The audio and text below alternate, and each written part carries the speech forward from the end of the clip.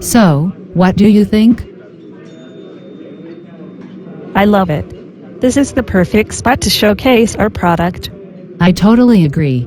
We'll definitely have enough for future customers. Have you spoken to Connie yet? I did, but no response, so I texted her. That's probably her now. Can you believe it? We're finally getting a chance to prove ourselves. I couldn't think of no one else to share this experience with but you.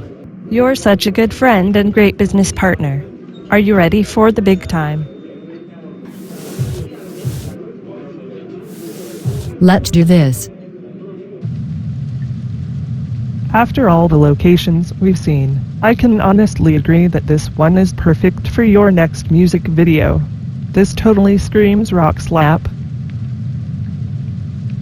Yeah, if you say so. Look, can we get out of here? I don't exactly feel comfortable, to be honest. You know what? I've had it.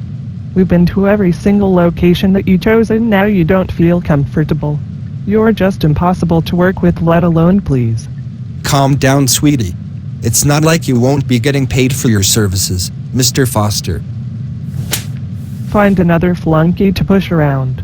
You're a selfless, selfish jerk. I quit.